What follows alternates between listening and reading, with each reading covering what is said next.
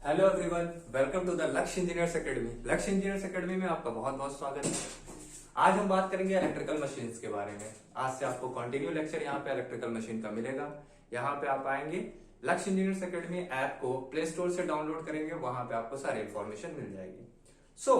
हम लोग अगर इलेक्ट्रिकल मशीन की बात करें तो बेसिकली किसी भी चीज की, किसी भी मशीन को जो हम डिजाइन करते हैं वो बेसिकली पावर को ट्रांसमिट करने के, कुल मुद्दा अगर पावर का है तो अगर हम देखें तो पावर बेसिकली दो फॉर्म में प्रेजेंट होते हैं, एक मैकेनिकल और दूसरा कौन सा, इलेक्ट्रिकल। यानी अगर हम देखें तो पावर को हम लोग दो तरह से ट्रांसमिट कर सकते हैं। कौन कौन सा, mechanical power, mechanical mechanical mechanical और दूसरा कौन सा, इलेक्ट्रिकल। दूसरा आपके पास है इलेक्ट्रिकल।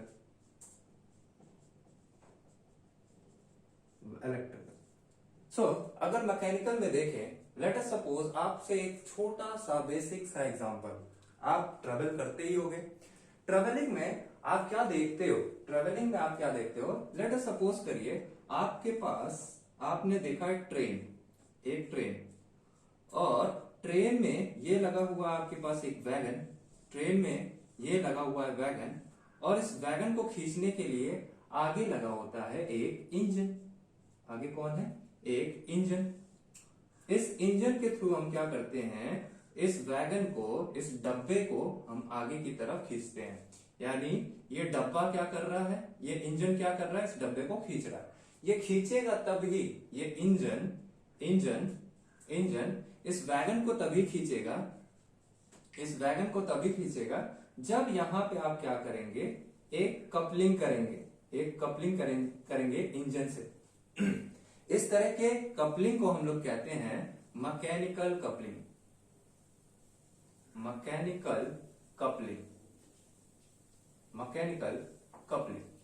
पर हाँ, अगर हमें पावर को इलेक्ट्रिकल फॉर्म में ट्रांसमिट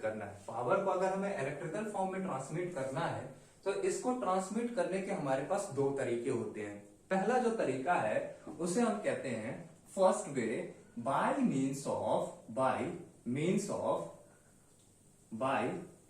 ऑफ इलेक्ट्रिकल सर्किट।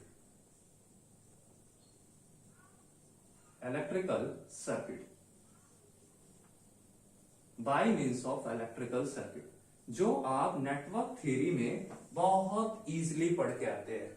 मैं ये मान के चलता हूं आपको नेटवर्क थ्योरी के कुछ चीजें आती हैं। Bye means of electrical circuit में अगर मैं बात करूं एक सिंपल से सर्किट की, एक रेसिस्टिव सर्किट की अगर मैं बात करूं, लेट अस सपोज करिए आपके पास एक वोल्टेज सोर्स है। इस वोल्टेज सोर्स को हमने क्या कर दिया, इस रेसिस्टेंस से कनेक्ट कर दिया। पावर जो है वो वोल्टेज सोर्स पावर किसको देगा, रेसिस्टेंस को। मीन्स यहां से पावर यहां पे ट्रांसमिट हो गई, इस रेसिस्टेंस में पावर क्या हो गई, ट्रांसमिट हो गई। वोल्टेज क्या कर रहा है, पावर को डिलीवर कर रहा है, और ये रेसिस्टेंस क्या कर रहा है, रेसिस्टेंस पावर को क्या कर रहा है, एब्जॉर्ब कर रहा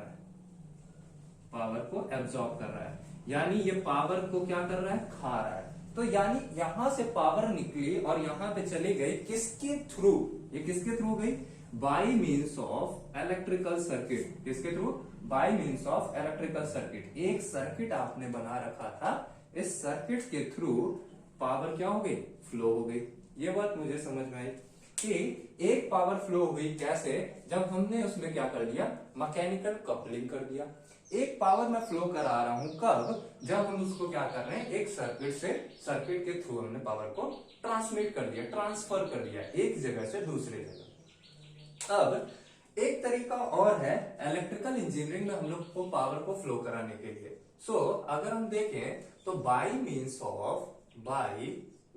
ऑफ किसके माध्यम से जा रहे हैं, bye means of magnetic circuit और मैग्नेटिक डोमेन। अगर मैं क्या दूं, मैग्नेटिक डोमेन के थ्रू भी हम लोग डोमेन के थ्रू पावर को ट्रांसमिट कर रहे हैं। Bye means of magnetic domain के थ्रू। जैसे ट्रांसफार्मर का एग्जांपल ले लीजिए, जैसे एसी मशीन का एग्जांपल ले लीजिए, डीसी मशीन का एग्जांपल ले लीजिए, कोई भी मशीन आप डिजाइन करोगे इलेक्ट्रिकल मशीन, उसमें आपको क्या करना होगा, मैग्नेटिक डोमेन का रहना बहुत ज्यादा आवश्यक है। भाई बिना मैग्नेटिक डोमेन के पावर ट्रांसमिट होनी ही नहीं है। सो मान लो आपके पास एक ट्रांसफॉर्मर है, तो उसमें भी आप जो इनपुट पावर लगाए, पावर क्या किए, इनपुट दिए, यहां पे इनपुट पावर दिए।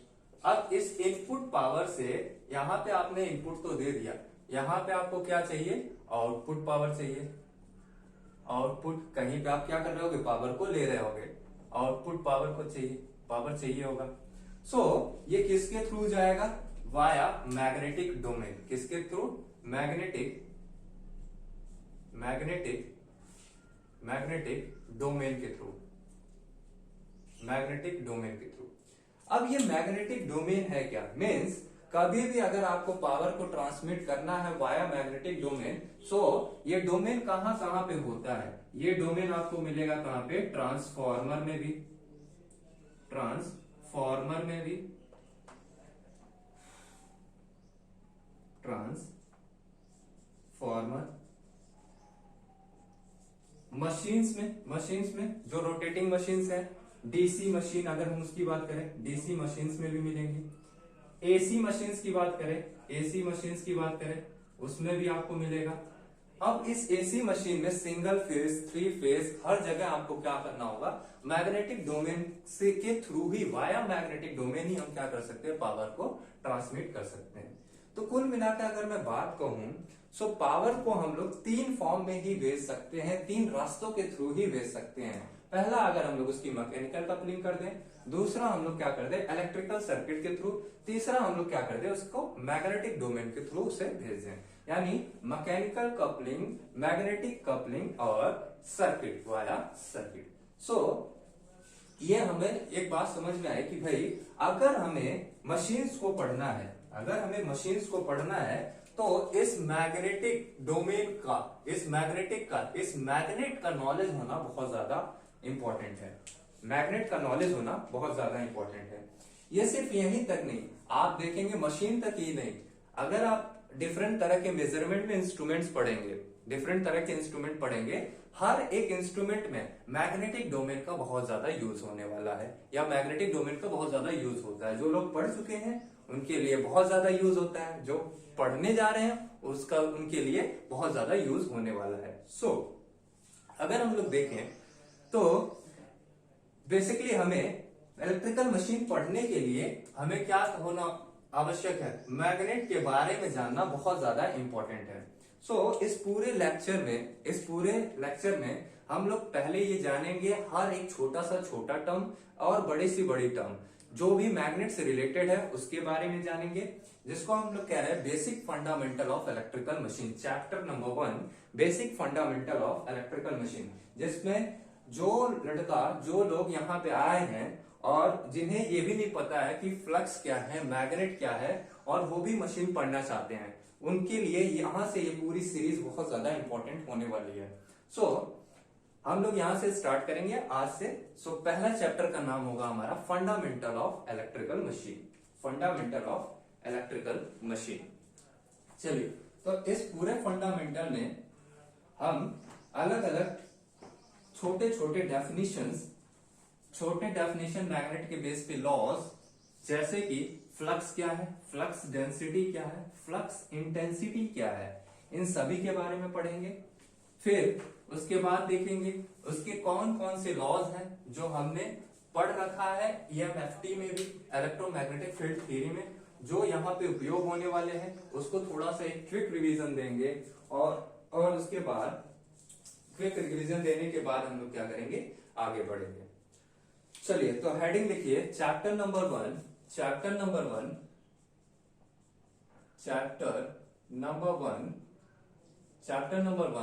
Fundamental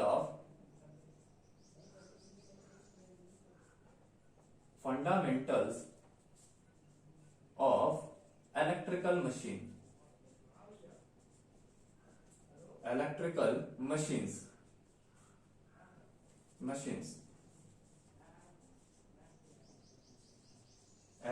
machines. इस पूरे चैप्टर में हमें क्या पढ़ना है, बेसिक मैग्नेट के बारे में और उसके सारे लॉज। चलिए, अगर मैं मैग्नेट की बात करूं, हमारे पास जो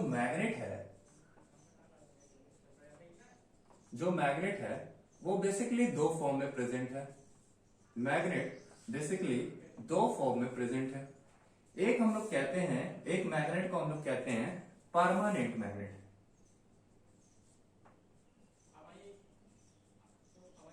परमानेंट मैग्नेट, परमानेंट मैग्नेट। दूसरा हमारे पास एक मैग्नेट है जिसे हम लोग कहते हैं temporary magnet. Temporary magnet, temporary magnets, temporary magnets. और इसी टेम्परेरी मैग्नेट को ही हम लोग कहते हैं इलेक्ट्रोमैग्नेट्स और इलेक्ट्रोमैग्नेट्स। इसी का नाम होता है हमारे पास इलेक्ट्रोमैग्नेट्स, इलेक्ट्रोमैग्नेट्स। ठीक है, टेम्परेरी मैग्नेट और परमानेंट मैग्नेट दो तरह के मैग्नेट हैं। जैसे ही आपको नाम से ये पता चल रहा है कि एक मैग्नेट कैसा है, परमानेंट है, दूसरा मैग्नेट कैसा है, टेम्परेरी है। मीन्स इसके पास कुछ न कुछ ऐसी प्रॉपर्टी होगी जो परमानेंट पड़ी होगी और इसके पास कुछ ऐसी प्रॉपर्टी होगी जो टेम्परेरी आती होगी फिर चली जाती होगी। अगर मैं डेफिनेशन की बात करूं कि भाई परमानेंट मैग्नेट है क्या, जिसको डेफिनेशन लिखना है वो वीडियो को कंटिन्यूअस देख के लिख सकता है, और जिसको ऐसा चाहिए कि इसको पीडीएफ में चाहिए, इसका नोट्स आपको पीडीएफ में चाहिए, बाइलिंगुअल लक्ष्य इंजीनियर्स एकेडमी ऐप को डाउनलोड करिएगा। वहां पे आप जाइएगा, फ्री नोट्स अवेलेबल होगा वहां पे। प्ले स्टोर से डाउनलोड करने के बाद फ्री नोट्स के ऑप्शन में जाके वहां पे आपको इसकी नोट्स अवेलेबल मिलेगी। बाइलिंगुअल है, हिंदी और इंग्लिश दोनों में अवेलेबल होगा। मैं डिक्टेट कर देता हूं, जिसे यहाँ पे लिखना है वो लिखिए, और जिसे नहीं लिखना है वो यहाँ से सिर्फ और सिर्फ देखता चले, पीडीएफ डाउनलोड कर लेगा। अगर हम बात करें परमानेंट मैग्नेट की, इसका डेफिनेशन लिखिएगा परमानेंट मैग्नेट की। Permanent magnets,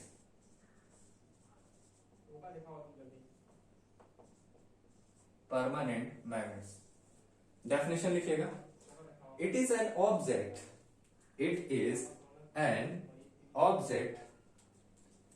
which gets magnetized. It is an object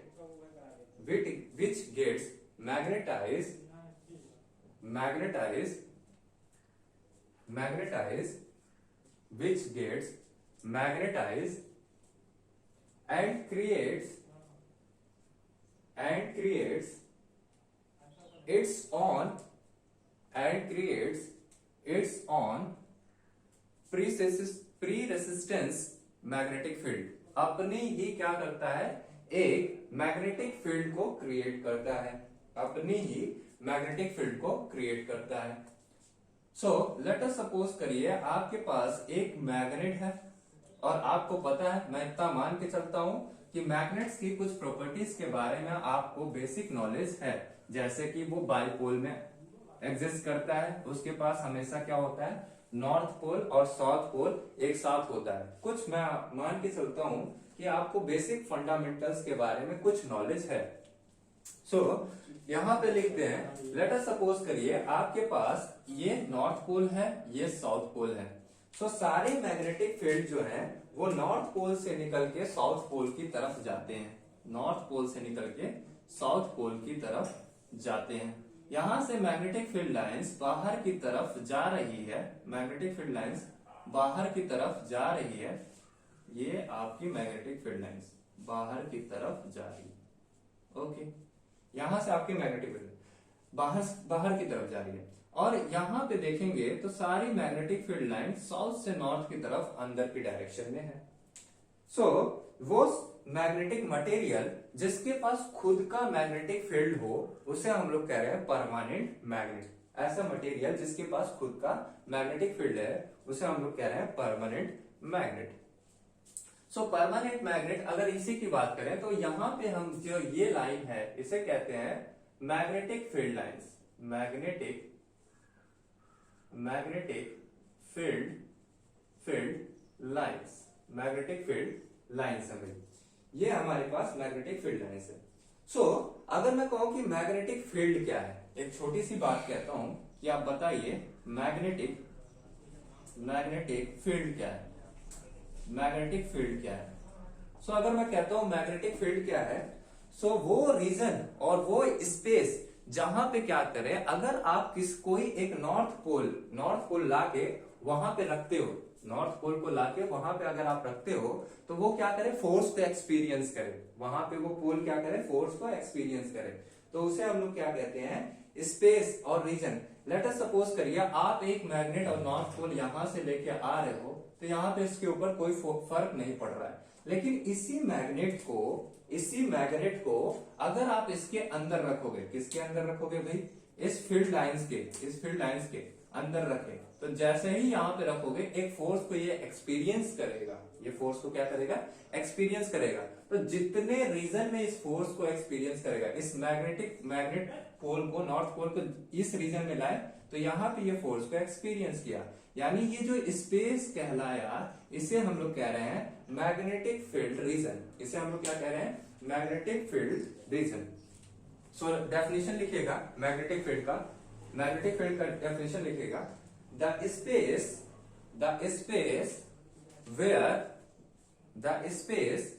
where magnetic pole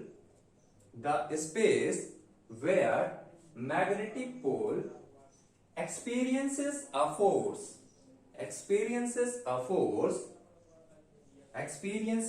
force, the reason is called magnetic field, so Hindi में लिख देता हूं, वह रीजन और स्पेस माने जगह, वह रीजन और space where a north pole experiences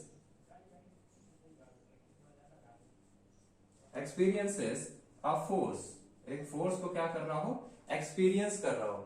the region is called magnetic field region या मैग्नेटिक फील्ड, उतना उसका क्या कहलाएगा, मैग्नेटिक फील्ड कहलाएगा। सो इसकी अगर हम छोटी सी प्रॉपर्टी की बात करें, कि भाई ये क्या है, इसका उपयोग हम लोग किसके लिए करते हैं। सो यहाँ पे आप देखेंगे जितने एक बार फील्ड लाइंस प्रोड्यूस हो जाएंगी, वो ऑलवेज उतना का उतना ही बना रहेगा। सो कहने का मतलब है मैग्नेटिक फील्ड लाइंस इसके क्या होंगे, ऑलवेज रिमेन सेम रहेंगे, जितना एक बार इसका बन गया, जितनी मैग्नेटिक फील्ड लाइंस एक बार प्रोड्यूस हो गई, वो उतने का उतना ही रहेगा। तो एक बार इसमें लिखिएगा, the magnetic field lines of permanent magnet, the magnetic field lines of permanent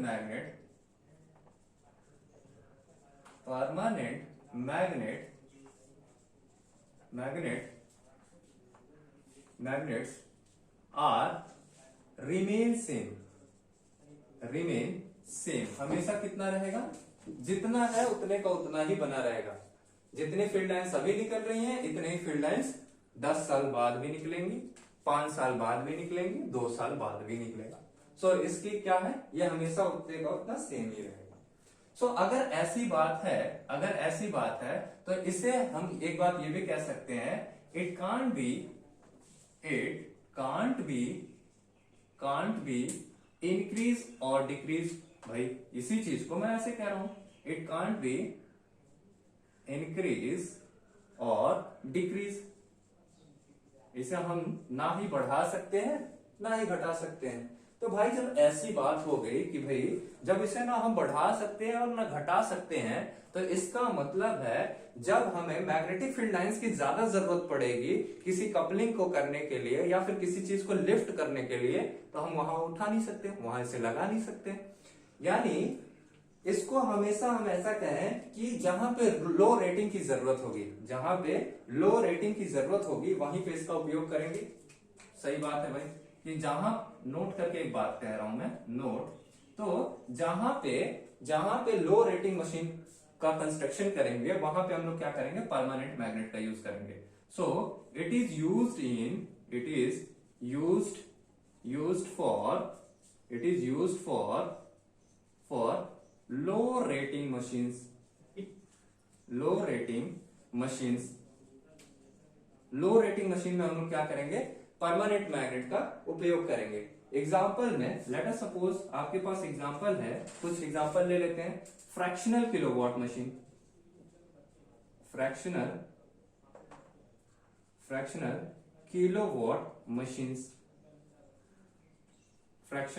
kilowatt machine में इसका हम क्या कर सकते हैं, उपयोग कर सकते हैं। एक बात करें कि भाई अगर ये इसका ड्रॉबैक था, अब हमें मशीन को बहुत बड़ा डिजाइन, बहुत बड़ी रेटिंग की मशीन डिजाइन करनी होगी। तो उस बड़ी मशीन की रेटिंग की डिजाइन करने के लिए हमें क्या करना होगा, फ्लक्स को इंक्रीज कराना होगा, क्योंकि सारा काम अभी हमने बात किया था कि पावर तभी हम लोग ट्रांसमिट कर सकते हैं वाया मैग्नेटिक डोमेन। अब हम पूरा वर्क जो है मैग्नेटिक डोमेन के थ्रू करना चाहते हैं। तो इसका मतलब है कि अगर हमें बड़ी रेटिंग की मशीन डिजाइन करना होगा तो हमें कुछ ऐसा चाहिए कि हम क्या कर सकें, उसके फ्लक्स को बढ़ा सकें और जरूरत पड़ने पे उसे कम कर सके। तो इसके लिए हमें क्या डिजाइन करना पड़ा, टेम्परेरी मैग्नेट और इलेक्ट्रोमैग्नेट्स। ये हमारे पास था परमानेंट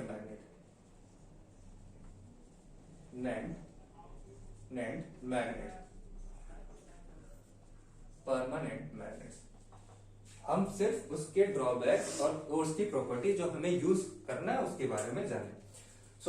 परमानेंट मैग्नेट के बारे में अब देखते हैं। हमारे पास दूसरा एक मैग्नेट है जिसको हम लोग कह रहे हैं टेम्परेरी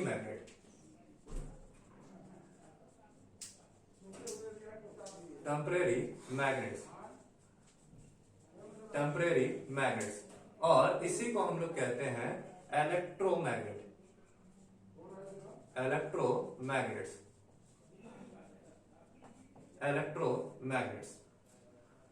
इसका अगर हम लोग कंस्ट्रक्शन देखें तो ये कैसा होता है, एक आपके पास मटेरियल है, लेट अस सपोज करिए ये आपके पास एक मटेरियल है।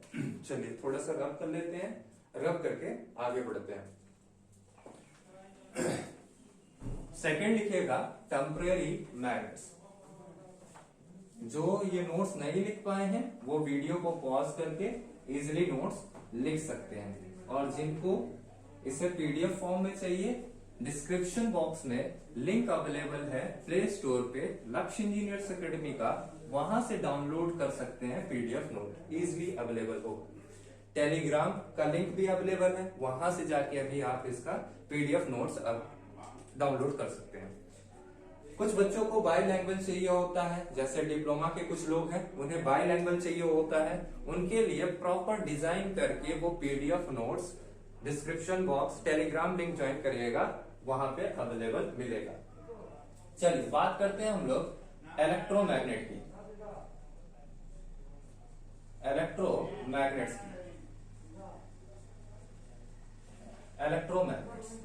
इलेक्ट्रोमैग्नेट्स क्या होता है बेसिकली, लेट अस सपोज करिए आपके पास ये एक मटेरियल है और इस मटेरियल के ऊपर हम क्या कर दें, रैपिंग कर दें, किसकी, कॉइल की।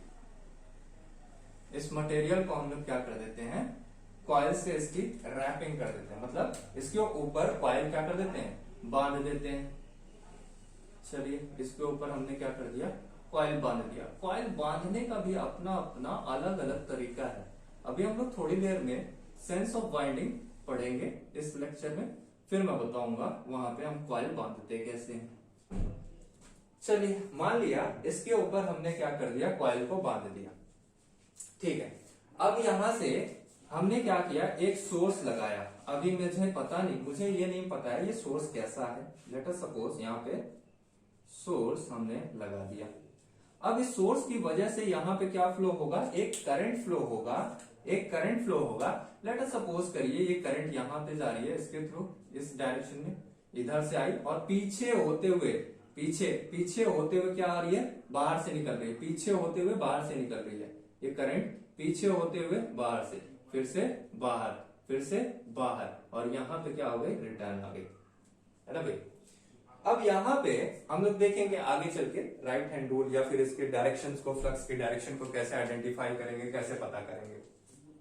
सो मान लेते हैं यहां से आप देखेंगे तो यहाँ पे जो मैग्नेटिक फील्ड लाइंस निकल रही है इस डायरेक्शन में निकल रही है, यानी इधर से इधर की डायरेक्शन में निकल रही है। यानी ये वाला पोल कैसा होगा, इसको हम लोग कहेंगे नॉर्थ पोल और इसे हम लोग कह रहे हैं साउथ पोल। सो यहाँ पे देखेंगे ये मैग्नेटिक फील्ड लाइंस इस डायरेक्शन में चलते हुए जा रही है, इस डायरेक्शन में चलते हुए आ रही है। सो ये होगा इसका मैग्नेटिक फील्ड लाइन।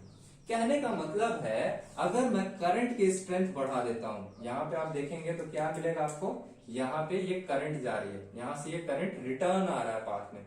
अगर मैं करंट की स्ट्रेंथ को बढ़ा देता हूं तो मैग्नेटिक फील्ड लाइन की स्ट्रेंथ क्या हो जाएगी, बढ़ जाएगी। ये मैग्नेटिक फील्ड की स्ट्रेंथ क्या हो जाएगी, बढ़ जाएगी, घट जाएगी, बढ़ जाएगी, घट जाएगी।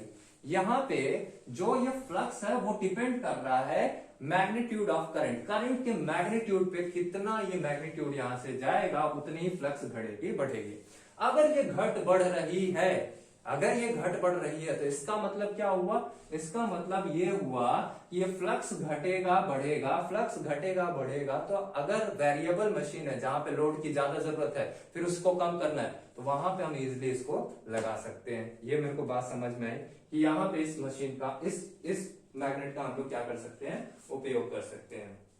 सो नोट करके एक बात लिखिएगा, जो हमारे पास पिछला एक ड्रॉबैक आया था कि परमानेंट मैग्नेट में हम लोग फ्लक्स को घटा बढ़ा नहीं सकते हैं, पर इलेक्ट्रोमैग्नेट में आप देख रहे हैं कि हम लोग फ्लक्स को घटा बढ़ा सकते हैं। तो एक एडवांटेज आया।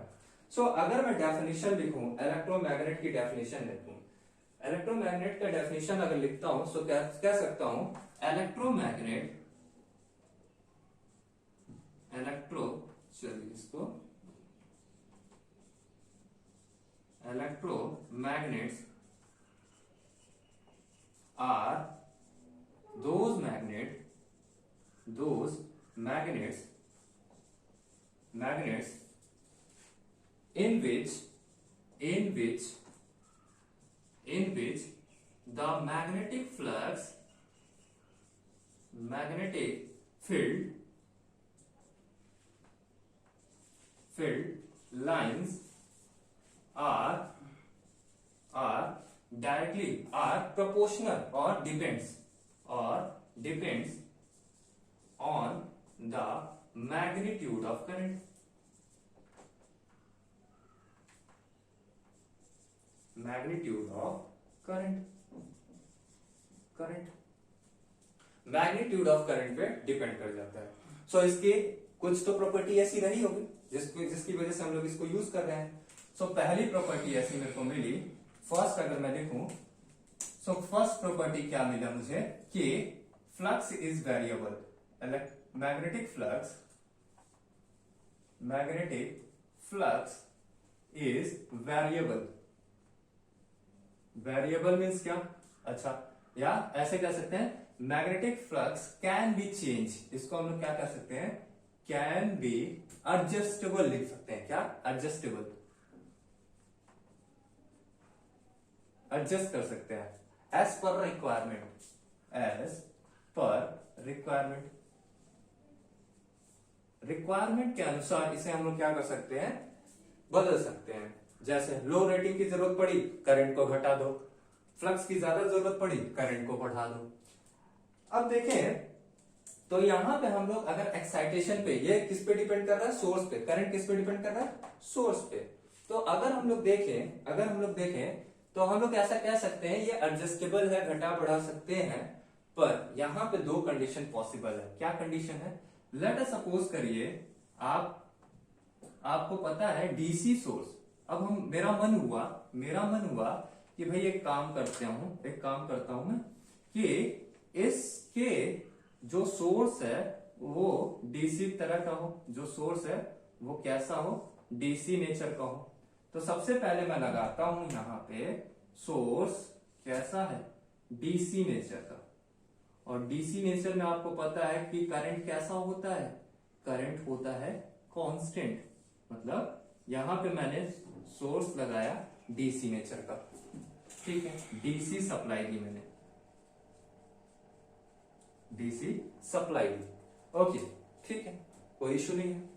दूसरा हम एक बात करते हैं कि हम क्या करते हैं, यहां पे एक कॉइल फिर से लेते हैं, इलेक्ट्रोमैग्नेट फिर से लिए, और अभी इसका नेचर कैसा कर देते हैं, एसी की तरह। इसका नेचर कैसा कर देते हैं, एसी की तरह। कॉइल सेम ही है, वाइंडिंग का सेंस भी हम लोग क्या करते हैं, सेम ही रखते हैं। वाइंडिंग का सेंस भी हमने क्या करना है, सेम रखना है। हमने इसमें वाइंडिंग भी क्या करना है, सेम रख दिया। Again the source is AC, source कैसा है, एसी नेचर का सोर्स है, एसी नेचर का सोर्स है। तो हम लोग कह सकते हैं एसी सोर्स या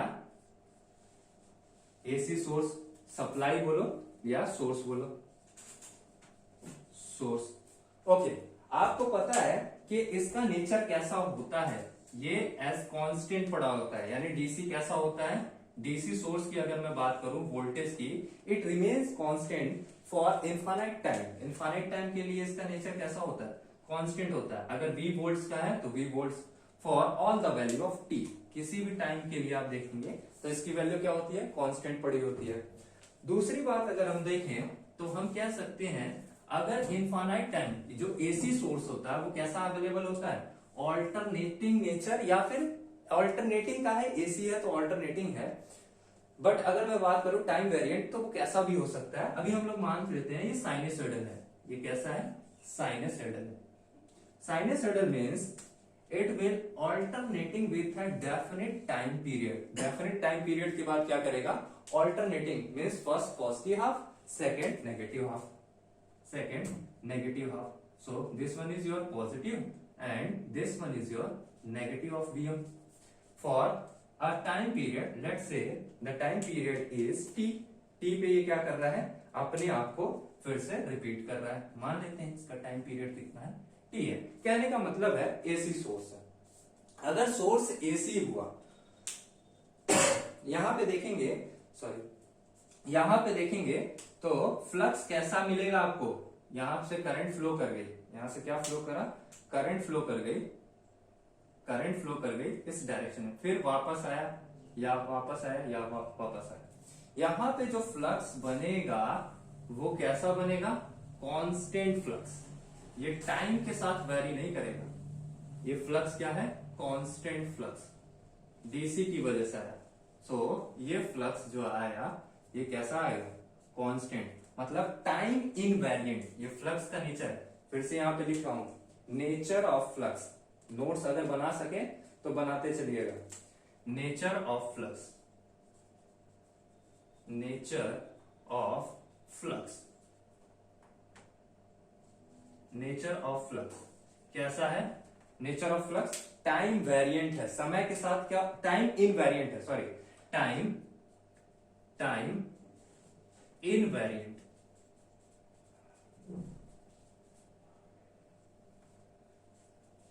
टाइम इनवेरिएंट है, समय के साथ क्या हो रहा है, नहीं बदलाव नहीं हो रहा है। जबकि ये देखो हर एक इंस्टेंट पे क्या हो रहा है, बदल रहा है, हर एक इंस्टेंट पे ये परिवर्तित हो रहा है। यानी अगर मैं इसका लिखूं, नेचर ऑफ फ्लक्स लिखता हूं, क्या लिखता हूं, यहां पे अगर मैं लिखूं चलो यहां पे इसको थोड़ा सा ऊपर लिख देते हैं, इसे ऊपर लिख देते हैं ताकि देखने में अच्छा लगे। सॉरी यहां पे लिख देता हूं nature of flux, nature of flux, nature of flux कैसा है। सो नेचर ऑफ फ्लक्स जो मिलेगा ये कैसा मिलेगा, time invariant, time invariant, time invariant, time invariant. और यहां पे अगर आप देखेंगे, यहां पे अगर आप देखेंगे तो नेचर ऑफ फ्लक्स आपको कैसा मिलेगा, यहां पे अगर आप देखें तो इस केस में nature of flux nature of flux time variant, समय के साथ परिवर्तित हो रहा है, यानी ये कैसा हो गया, टाइम वेरिएंट हो गया, टाइम वेरिएंट, टाइम वेरिएंट हो गया। इसका मतलब है जो फ्लक्स इस डायरेक्शन में चले, जो करंट इस डायरेक्शन में जा रही थी, उसकी वजह से अब इसका वेरिएशन कैसा होगा, चेंज होगा, यानी यहां से ये नेचर कैसा होगा, साइनसोइडल होगा। क्यों? क्योंकि करंट भी कैसा है, साइनसोइडल नेचर का है, करंट भी कैसा है, साइनसोइडल नेचर का है। इस वजह से यहाँ पे जो इलेक्ट्रोमैग्नेट होगा वो कैसा होगा, टाइम वेरिएंट होगा। थोड़ा सा इको आ गया होगा, उसके लिए सॉरी, थोड़ा सा उसको मैनेज करिएगा। मैं फिर से बता दे रहा हूँ, यहाँ पे जो नेचर ऑफ फ्लक्स है वो क्या है, टाइम इनवेरिएंट है। यहाँ पे नेचर ऑफ फ्लक्स कैसा है, टाइम वेरिएंट है। यानी हम लोग एक चीज इस पूरी बात से एक कंक्लूजन में आ सकते हैं, इन दोनों बातों से एक कंक्लूजन में आ सकते हैं कि हमारे पास जो फ्लक्स अवेलेबल होगा वो दो तरह का होगा। एक तो हमारे पास कांस्टेंट फ्लक्स होगा और एक हमारे पास कैसा होगा, कांस्टेंट फ्लक्स या टाइम इनवेरिएंट होगा, टाइम इनवेरिएबल होगा, इनवेरिएंट। और एक कैसा होगा, टाइम वेरिएंट, समय के साथ क्या होगा, बदलते जाएगा। अब क्या इन दोनों फ्लक्स का एक ही जगह यूज कर लेंगे, एक ही जगह इसका यूज नहीं करेंगे, अलग अलग मशीन में अलग अलग तरह से हम लोग इसका यूज करेंगे। जब हम लोग फैराडेस लॉ ऑफ इलेक्ट्रोमैग्नेट देखेंगे, Faraday's law of electromagnet theory पढ़ेंगे, तो वहां पे हम लोग इसके महत्वपूर्ण, इसकी सारी बातें जो ये इनवेरिएंट है, वेरिएंट है, इन सभी के बारे में हम लोग अच्छे से समझेंगे कि ये इनवेरिएंट से क्या हो रहा है, वेरिएंट से क्या हो रहा है, कैसे रिलेटिव मोशन आ रहा है, कैसे ईएमएफ इंड्यूस हो रहा है, ये सारी बातें कौन बताएगा, ये सारे वेरिएंट फ्लक्स और इनवेरिएंट फ्लक्स बताएंगे। सो अगर हम देखें तो हम ये कह सकते हैं कि भाई हम लोग फ्लक्स को दो तरह से जनरेट कर सकते हैं, फ्लक्स को दो तरह से हम लोग क्या कर सकते हैं, जनरेट कर सकते हैं। एक तो आप क्या ले लीजिए, परमानेंट मैग्नेट ले लीजिए, और दूसरा क्या ले लीजिए, हमारे पास इलेक्ट्रोमैग्नेट ले लीजिए। सो अगर मैं इस पूरी बातों का एक समरी लिखूं तो मैं कह सकता हूं, जिसे नोट करना है वो नोट कर ले, समरी हेडिंग डाल के नोट कर सकता है। Magnets are basically two types, magnets are basically two types. The first one is first लिखिएगा permanent magnet, permanent magnet. So permanent magnet में एक लाइन लिखिएगा, flux remain constant, flux हमेशा क्या रहेगा, constant रहेगा। सेकेंड लिखिएगा electromagnets, electromagnets, electromagnets में लिखिएगा फिर से electromagnets are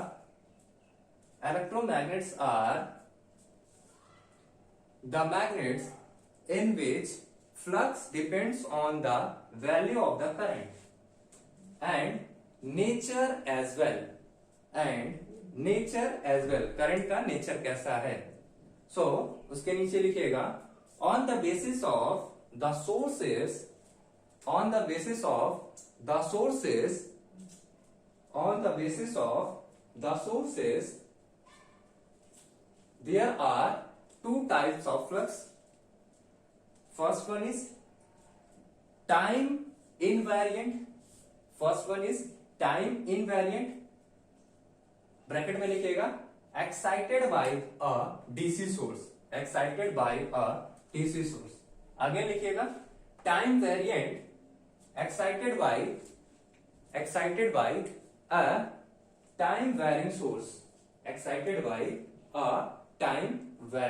source, आप वीडियो पॉज करके लिख सकते हैं और आप चाहें तो स्लो करके भी इसे लिख सकते हैं, जिसको जैसा कन्वीनियंट लगे वैसा वो कर सकता है। जैसे ऐसा लगे कि नहीं मैं सिर्फ और सिर्फ इसके पीडीएफ से पढ़ सकता हूं, वो इजीली पीडीएफ डाउनलोड करके वहां से पढ़ सकता है। चैनल को ज्वाइन करिएगा, वहां पे आपको मिल जाएगा।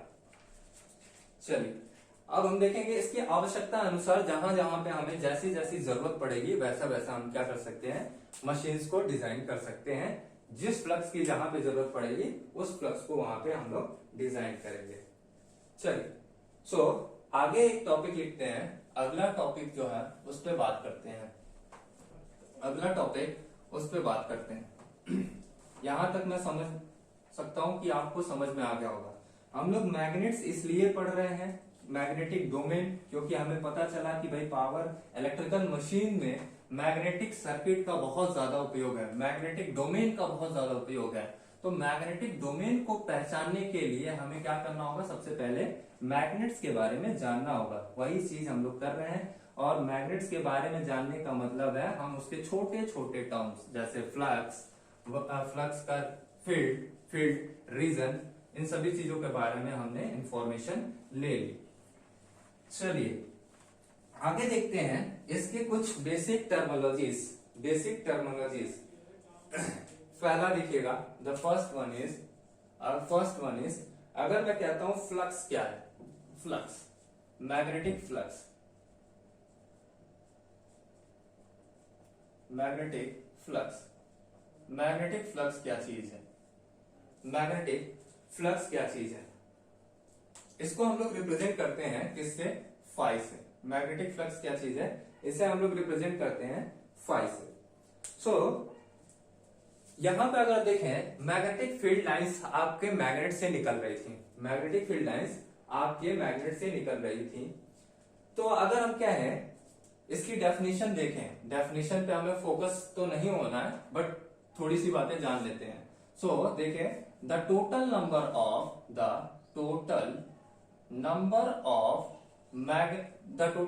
Of magnetic field lines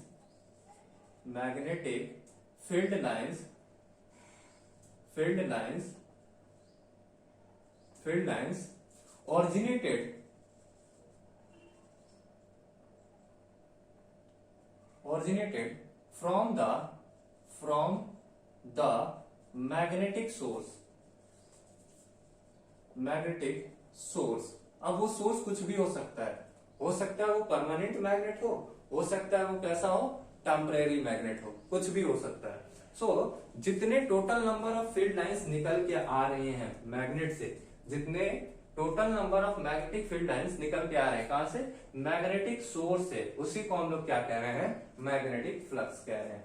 so ये बात आपको क्लियर होगी, ये बात आपको क्लियर हो जानी चाहिए कि जितने number of magnetic field line जो हमारे नॉर्थ से निकल के साउथ की तरफ जा रहे थे, उनका जो पूरे नंबर अगर आप काउंट कर लीजिए 1 2 3 4 6, तो वो क्या कहलाएंगे, मैग्नेटिक फ्लक्स कहलाएंगे। सो इसका यूनिट क्या होता है, इसका यूनिट होता है, यूनिट इज वेबर।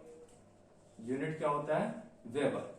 वेबर में से हम लोग क्या करते हैं, नापते हैं। सेकंड अगर देखें तो हम लोग कहेंगे magnetic flux density, magnetic flux density. यहां पे हम लोग जब सारी चीजें कैपिटल में लिखेंगे, यहां पे कैपिटल, मैग्नेटिक फ्लक्स डेंसिटी। तो नाम से ही पता है ये क्या है, फ्लक्स डेंसिटी। इसको हम लोग रिप्रेजेंट करते हैं कैपिटल बी, और ये वेक्टर क्वांटिटी है, कैपिटल बी, और ये क्वांटिटी कैसी है, वेक्टर क्वांटिटी है। तो अभी मैं दूर नहीं जाऊंगा, मैं बस ये कहूंगा कि भाई डेंसिटी की हम लोग पहले बात कर लेते हैं, डेंसिटी की हम लोग बात कर लेते हैं, फिर उसके बाद मैग्नेटिक फ्लक्स डेंसिटी लगा देंगे। भाई डेंसिटी समझ लेते हैं, मैग्नेटिक फ्लक्स हमें पता है, फिर उसके आगे डेंसिटी लगा लेंगे, ठीक है। तो अगर हम लोग देखें लेट अस सपोज, हम लोग बचपन में पढ़ा करते थे कभी कि एक आपके पास ग्लास है, आपके पास क्या है, ग्लास है, इसमें आपने क्या कर रखा है, वाटर को फिल कर रखा है। ये क्या है, वाटर है, ये वाटर है, यहाँ पे आपके पास क्या है, ये वाटर है, और इस वाटर में आपने क्या कर दिया, सॉल्ट डाल दिया।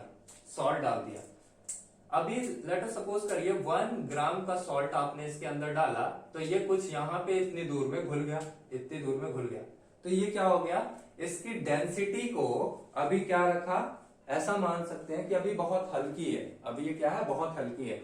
अब आप एक काम करिए, इसमें 1 ग्राम के बजाय 10 ग्राम लगा दीजिए, 10 ग्राम डाल दीजिए। जैसे ही आप इसमें 10 ग्राम डालेंगे तो आपको ऐसा नजर आएगा कि जो यहाँ पे सॉल्ट है, वो उसके आयंस जो होंगे वो बहुत ज्यादा, मतलब सॉल्ट बहुत ज्यादा मिलेंगे। तो ये क्या हो गया, इसकी डेंसिटी को इंक्रीज कर दिया। यानी हम लोग पढ़ते थे मास अपॉन में वॉल्यूम इज इक्वल्स टू क्या कहते थे कि डेंसिटी है, डेंसिटी है, डेंसिटी है। मतलब इस पूरे वॉल्यूम में कितना मास सॉल्ट का पड़ा उसे हम लोग क्या कह रहे हैं, डेंसिटी कह रहे हैं। यानी इसका मतलब कहीं ना कहीं ये वॉल्यूम से रिलेटेड है, ये एरिया से रिलेटेड है। ठीक है, वॉल्यूम और एरिया से। जैसे आपके घर में एक कमरे में 1 लोग हैं तो डेंसिटी कम है, वहां पे 10 लोग और आ गए तो डेंसिटी क्या हो गई, बढ़ गई। उसी तरह से अब इस डेंसिटी की बात किसके टर्म में रिलेटिवली होगी, मैग्नेटिक फ्लक्स के टर्म में हम लोग बात करेंगे डेंसिटी की। सो अब किसकी डेंसिटी देख रहे हैं भाई, मैग्नेटिक फ्लक्स की डेंसिटी। और मैग्नेटिक फ्लक्स को किससे डिनोट कर रहे हैं, फाई से। सो अगर मैं कहूं मैग्नेटिक फ्लक्स डेंसिटी को किससे डिनोट कर रहे हैं, बी से। यानी अगर मैं कहता हूं magnetic flux density B is equals to phi upon में एरिया, एरिया यानी number of magnetic field line passes through the area.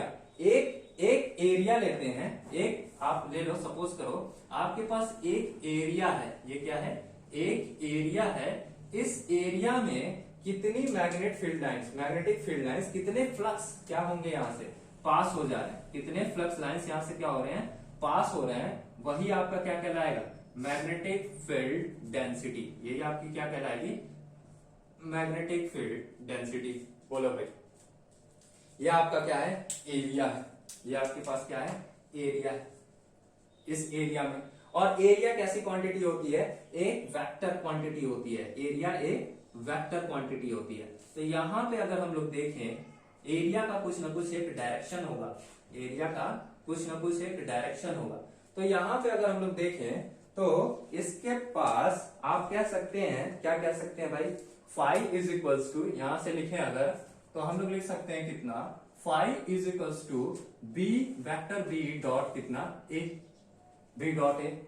अब आपको वेल नोन है डॉट प्रोडक्ट, यानी B dot flux density into कितना, एरिया इज इक्वल्स टू कितना बन जाएगा, magnitude of B dot magnitude of A into cos of theta, into cos of theta. It means what, आप क्या करें, मान लो ये मेरे पास फ्लक्स है, ये मेरे पास 4 फ्लक्स है, और लेट अस सपोज करिए एक मेरे पास फेज है, ये आपके पास क्या है, एरिया है, ये आपके पास एरिया है, और ये फ्लक्स है। यहां से ये सारे फ्लक्स इस डायरेक्शन में पास हो रहे हैं, तो ये क्या हुआ, इसके परपेंडिकुलर हो गया 90 डिग्री। अब देखना ये क्या हो गया, इंक्लाइंड हो गया, कुछ एंगल कम हो गया। यानी ये डिपेंड कर रहा है इसके इंक्लिनेशन पे।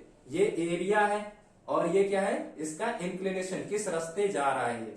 यानी एक बात मुझे समझ में आई, क्या बात समझ में आई, कि ये कहीं ना कहीं थीटा पे भी डिपेंड कर रहा है, कहीं ना कहीं थीटा पे भी डिपेंड कर रहा है।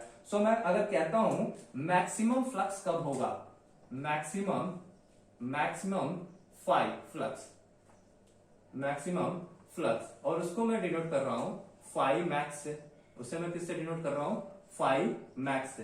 सो मैक्सिमम फ्लक्स तभी होगा जब इस थीटा की वैल्यू कितनी हो जाए, इस थीटा की वैल्यू 0 हो जाए। यानी एरिया का जो डायरेक्शन है उसी डायरेक्शन में कौन जाए, फ्लक्स भी चला जाए, तो वो क्या हो जाएगा, मैक्सिमम हो जाएगा।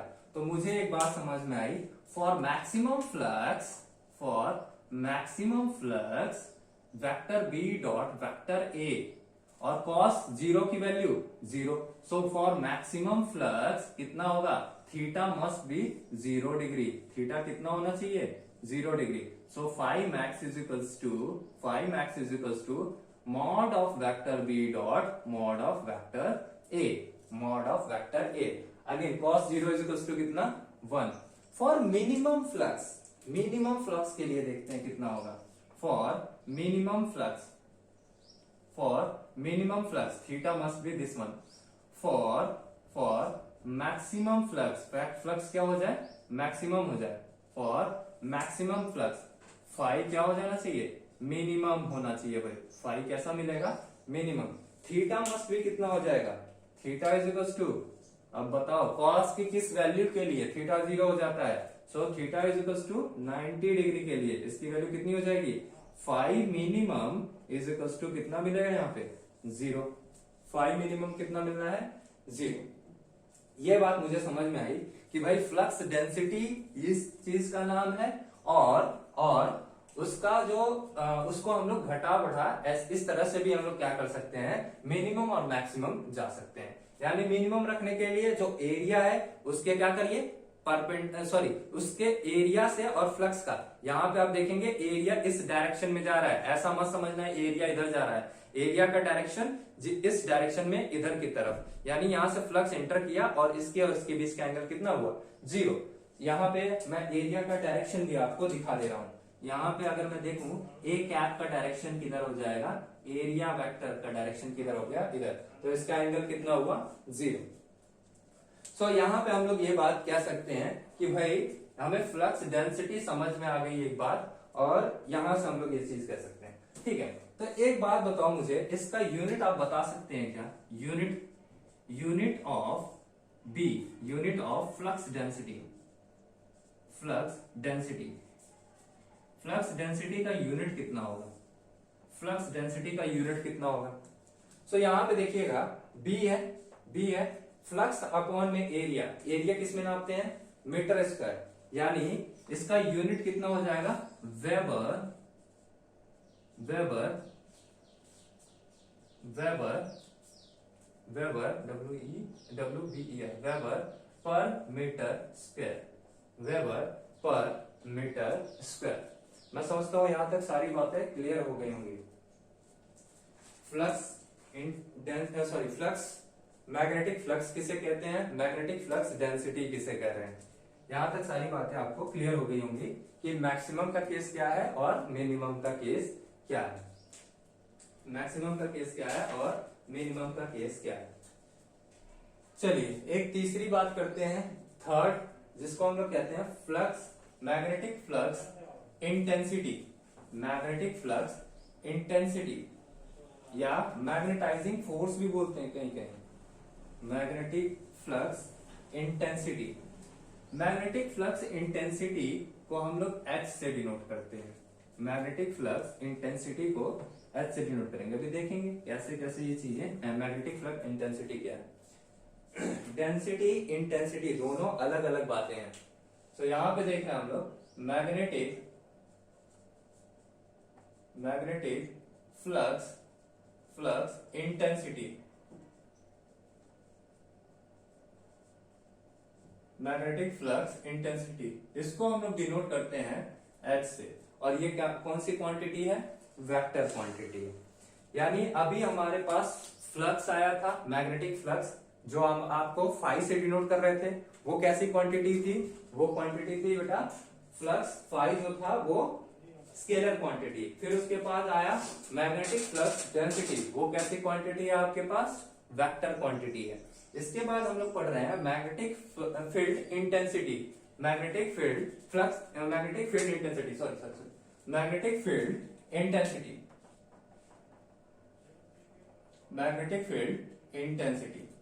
इंटेंसिटी, जैसे हम लोग वहां पे एक टर्म यूज कर रहे थे डेंसिटी, तो डेंसिटी से हम लोग ये समझ पाए कि किसी चीज में कितना डेंसर जा रहा है कोई चीज। जैसे मैं एग्जांपल दिया था, एक रूम में एक लोग है, डेंसिटी कम, 4, 6, 10 लोग हो गए, डेंसिटी क्या हो गई, ज्यादा हो गई। ऐसे ही इंटेंसिटी, कितना फोर्स वो लगा रहा है एट एनी पॉइंट, उसको हम लोग क्या कह रहे हैं, इंटेंसिटी, उसे हम लोग क्या कहेंगे, इंटेंसिटी। इसकी अगर हम लोग डेफिनेशन लिखें तो क्या लिख सकते हैं, लिखेंगे यहाँ पे, जिसको डेफिनेशन लिखना है वो लिखते चले, the magnetic field intensity, the magnetic field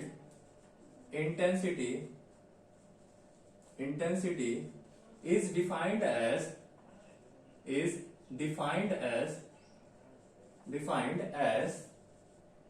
a unit north pole, defined as the force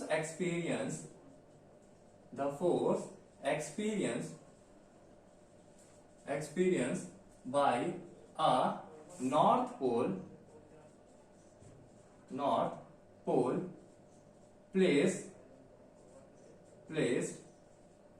in a magnetic field, in the magnetic field. किसी भी मैग्नेटिक फील्ड में आप एक नॉर्थ पोल को प्लेस करिए, वो कितना फोर्स एक्सपीरियंस कर रहा है उसको हम लोग क्या कह रहे हैं, एच, मैग्नेटिक फील्ड इंटेंसिटी बोल रहे हैं।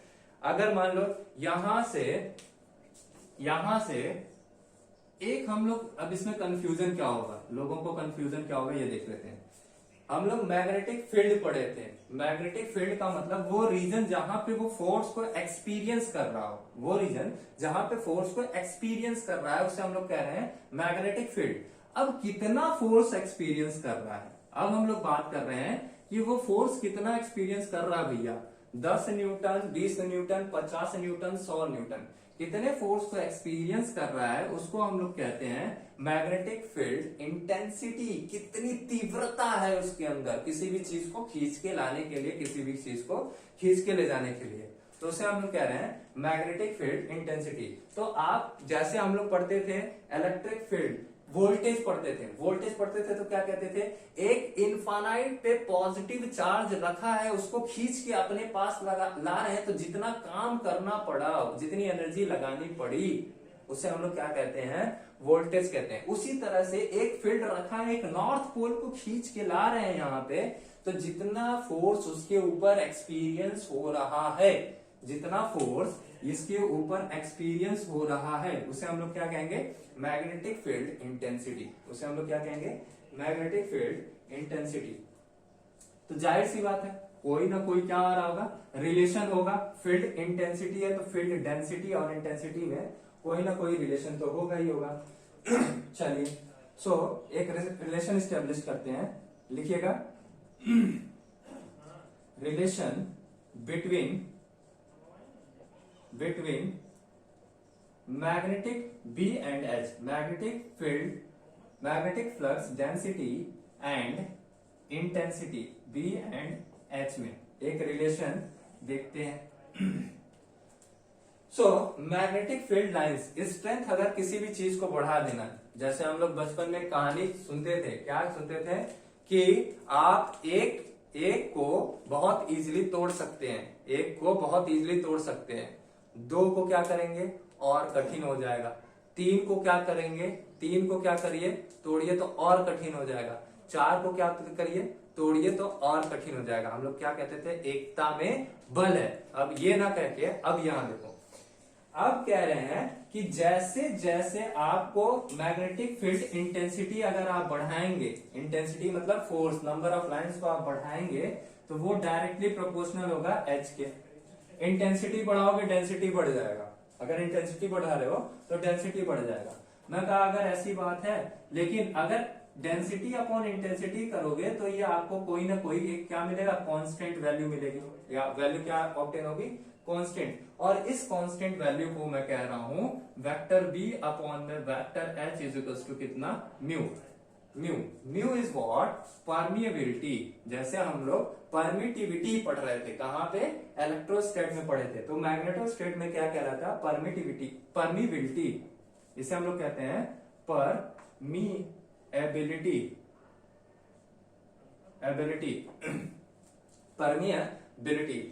परमिएबिलिटी ये किस पे डिपेंड करता है, डिपेंड्स ऑन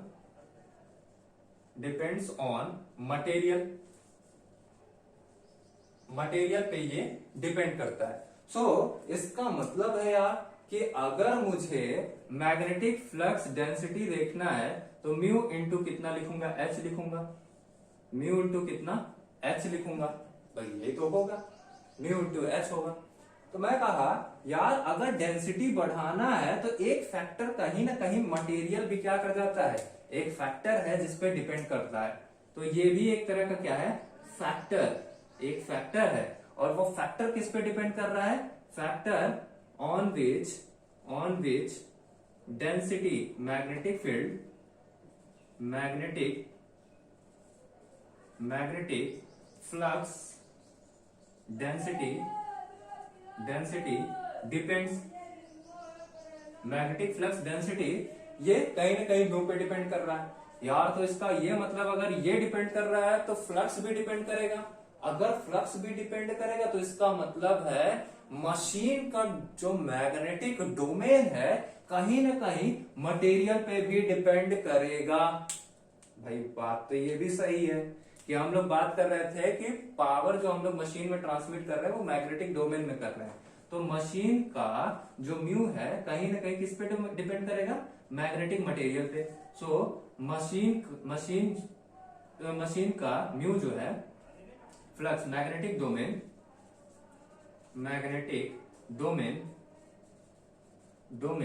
वो डिपेंड करेगा किस पे, म्यू पे। सो इसकी स्टडी अगर मेरे को करना है, म्यू की स्टडी बहुत जरूरी है, तो इसकी स्टडी हम लोग अगले चैप्टर में मैग्नेटिक सर्किट में मैग्नेटिक डोमेन में अच्छे से करेंगे। वहां पे हम लोग पढ़ेंगे मैग्नेटिक मटेरियल्स के बारे में, परमिटिविटी के बारे में, और वहां पे हम लोग eddy current loss, hysteresis loss और अलग अलग तरह के मटेरियल के बीएस कर्व के बारे में डिस्कस करेंगे। सो ये एक आपके पास एक रिलेशन निकल गया है। मैं कह रहा हूं कि भैया ये इसके पास आपके पास एक रिलेशन मुझे समझ में आया कि ये एक रिलेशन आपके पास हो सकता है। सो म्यू जो है वो परमिबिलिटी ऑफ मटेरियल है, वो मटेरियल्स अलग अलग मटेरियल्स पे डिपेंड करती है, अलग अलग मटेरियल्स पे डिपेंड करती है। अगली बात देखो, अगर हमारे पास B और H कैसी क्वांटिटी है, B माने मैग्नेटिक फील्ड डेंसिटी और H मीन्स क्या, मैग्नेटिक फील्ड इंटेंसिटी। B माने क्या, मैग्नेटिक फील्ड डेंसिटी, H माने क्या, मैग्नेटिक फील्ड इंटेंसिटी। ये दोनों ही कैसी क्वांटिटी हैं, ये दोनों ही वेक्टर क्वांटिटी हैं, जबकि फ्लक्स आपके पास कैसा था, स्केलर क्वांटिटी। सो मैं एक बात कहता हूं, यहां पे मैं थोड़ी सी समरी देता हूं, क्या B and H are vector quantity, कैसी क्वांटिटी है, वेक्टर क्वांटिटीज,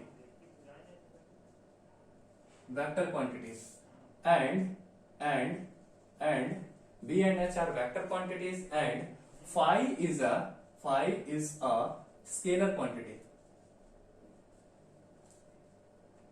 स्केलर क्वांटिटीज है, फाइव स्केलर क्वांटिटी है। इट मीन्स इसका मतलब है B और H का, B and H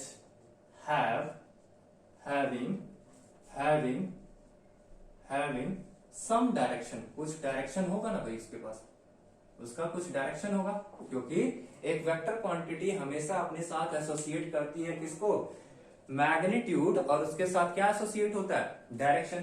तो इसका मतलब है B और H के पास क्या होगा, कुछ ना कुछ डायरेक्शन होगा। अब इसको डायरेक्शन को फाइंड आउट करने के लिए हम लोग क्या यूज करते हैं, राइट हैंड रूल। सो इसको आप क्या करिएगा, नोट में इस बात को लिख लीजिएगा, वीडियो को पॉज करके आप नोट में इस बात को लिख लीजिएगा, इस बात को लिख सकते हैं। सो चलिए अब थोड़ा सा पढ़ते हैं, इसकी डायरेक्शन को निकालेंगे कैसे।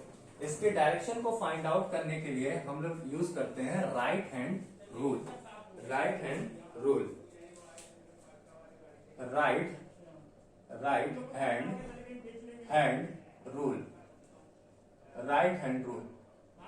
हैंड रूल क्या कहता है कि आप करंट के डायरेक्शन में, अगर कोई करंट कैरिंग वायर है, और करंट के डायरेक्शन में आप क्या करिए, करंट के डायरेक्शन में आप क्या करिए, उसके थंब को रखिए। लेट अस सपोज ये आपके पास वायर है, और इस वायर में सपोज करिए करंट नीचे से ऊपर की तरफ फ्लो हो रहा है, इस वायर में करंट नीचे से ऊपर की तरफ फ्लो हो रहा है। सो आप क्या करिए, अपने पाम को ओपन करिए और करंट के डायरेक्शन में अपने थंब को रखिए, करंट के डायरेक्शन में आप थंब को रखें, और क्या करिए, अपने पाम को मोड़िए, जिधर आपका ये चारों फिंगर जा रहे हैं, ये फिंगर क्या करेगा, जिधर आपके ये चारों फिंगर जा रहे हैं, ये बताएगा कि मैग्नेटिक फ्लक्स किस डायरेक्शन में जा रहा है, magnetic flux density, magnetic flux intensity. Let us suppose करिए इस पॉइंट P पे, यहाँ पे कोई एक पॉइंट P है, और यहाँ पे आपसे कहा जाए कि मैग्नेटिक फील्ड इंटेंसिटी बताइए, तो डायरेक्शन ऑफ करंट नीचे से फ्रॉम डाउनवर्ड टू अपवर्ड है, तो यहाँ पे आप देखेंगे थंब को करंट के डायरेक्शन में रखिए, तो ये करंट की डायरेक्शन थी, थंब को यहाँ पे रखा, और इसको इधर जब फोल्ड किया तो ये मैग्नेटिक फील्ड इंटेंसिटी अंदर की तरफ गई, किस तरफ गई भाई, अंदर की तरफ। सो अगर यही करंट क्या हो, नीचे ऊपर से नीचे आए, कैसे आ रही है भाई, अब देखो करंट की डायरेक्शन को क्या करता हूं मैं, ऊपर से नीचे की तरफ, यानी अभी मुझे क्या करना पड़ेगा, थंब को नीचे रखना पड़ेगा और इसको क्या करना हूं, इधर से रोटेट कर रहा हूं, सॉरी यहां से थंब को नीचे रख रहा हूं, यहाँ थंब देखिएगा, करंट ऊपर से नीचे आ रहा है, थंब नीचे की तरफ, और यहां से मैं क्या कर दिया, इसे रोटेट कर दिया। जब मैं रोटेट किया तो यहाँ पे फ्लक्स बाहर की तरफ निकल रही है, फ्लक्स कैसा हो रहा है, बाहर की तरफ निकल रहा है। सो यहाँ पे आप देखेंगे तो मैं कह रहा हूं इसकी डेफिनेशन अगर मुझे लिखना है, इसकी डेफिनेशन अगर मेरे को चाहिए तो वो कैसा, अब ये चीजें मैं समझा चुका हूं, जिनको डेफिनेशन लिखना है वो लिख सकते हैं। लिखिएगा, if you grabs the conductor, if you grabs, मैं लिख देता हूं, इफ यू ग्रैब्स, ग्रैब्स माने अंगूर नहीं, पकड़ना, if you grabs the conductor, conductor by right hand, by right hand, right hand, in such a way that, in such a way that, way that the thumb को मैं क्या करता हूं, caps में कर देता हूं, thumb will be in the direction of current, in the direction of current, and the curl of the finger, curl of the finger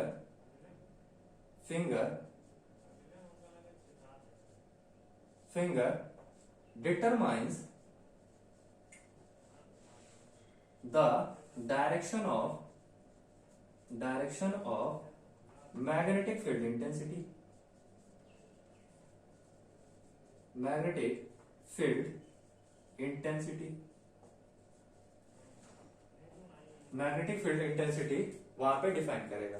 so let us suppose, यहाँ पे बोर्ड पे ही बता देता हूं कि ये एक करंट एलिमेंट है, करंट यहाँ पे आई कहां से जा रहा है, डाउनवर्ड से अपवर्ड।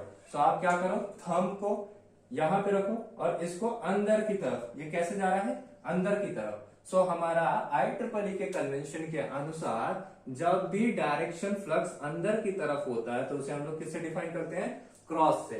तो यहां पे इनटू द बोर्ड लिख सकता हूं मैं, आप लोग कॉपी में लिख रहे हो तो मैं लिखूंगा इनटू द पेपर, पेपर के अंदर। भाई कैसे, क्योंकि यही तो फिंगर का कर्ल है, कर्ल कहां जा रहा है, इनटू द पेपर, पेपर के अंदर। या ऐसे इसको कई लोग कहते हैं अवे फ्रॉम अस, हमसे क्या जा रहा है, दूर जा रहा है, अवे फ्रॉम अस, हमसे क्या हुआ, दूर चला गया, ऐसे भी कह सकते हैं। मान लो यही करंट एलिमेंट है, ये इस तरफ है, इस तरफ है, इसमें करंट इस डायरेक्शन में फ्लो हो रहा है। आपको क्या करना है, यहां पे ओपन करो और इसको इधर से लगाओ, जैसे ही लगाओगे उसको कर्ल करो, कर्ल करोगे तो इस डायरेक्शन में देखना फ्लक्स कैसे चला गया, मैग्नेटिक फील्ड डेंसिटी इंटेंसिटी किधर की तरफ में, इनटू द पेपर, अंदर की तरफ, अंदर की तरफ। और जबकि इधर कैसा आ रहा है, बाहर निकल के आ रहा है, तो इधर जब आप देखोगे तो ये क्या होगा, आउटवर्ड, यानी टूवर्ड्स अस, हमारी तरफ आ रहा है, यानी outward into the paper, outward the paper, outward the paper, paper से क्या आ रहा है, बाहर की तरफ आ रहा है, या कह सकता हूं टूवर्ड अस, हमारी तरफ आ रहा है, टूवर्ड अस, हमारी तरफ आ रहा है।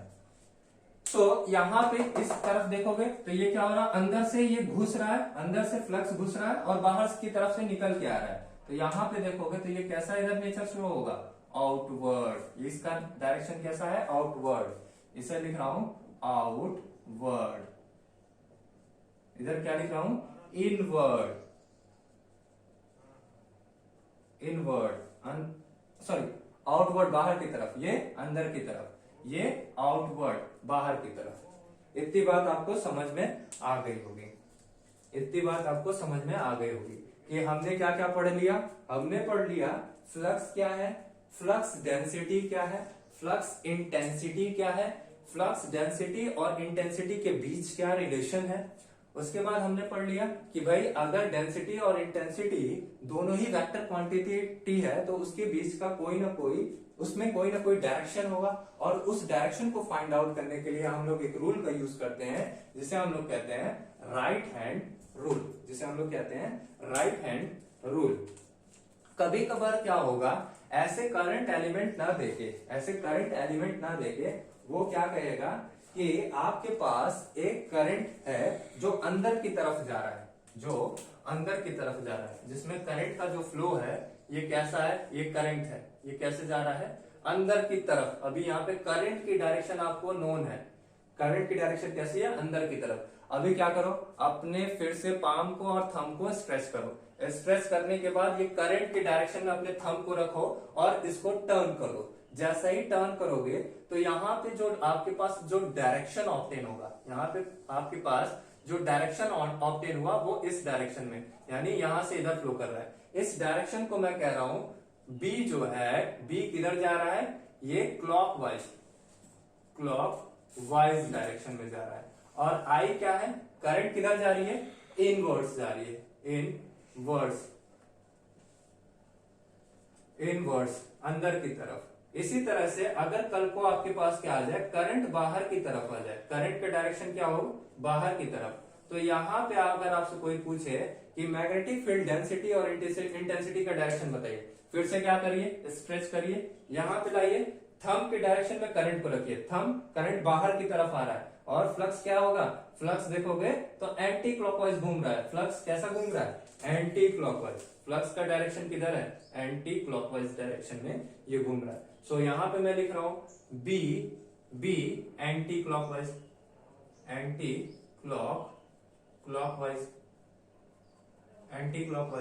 और आई कैसा है, आई outward.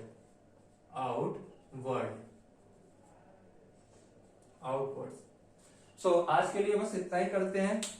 So if you find this video is useful for you, so please like, subscribe and share. अगर अपने दोस्तों के साथ शेयर करिए, लाइक करिए, सब्सक्राइब करिए और बेल आइकन को दबाइए ताकि अगली नोटिफिकेशन आपको मिल जाए। So thanks a lot.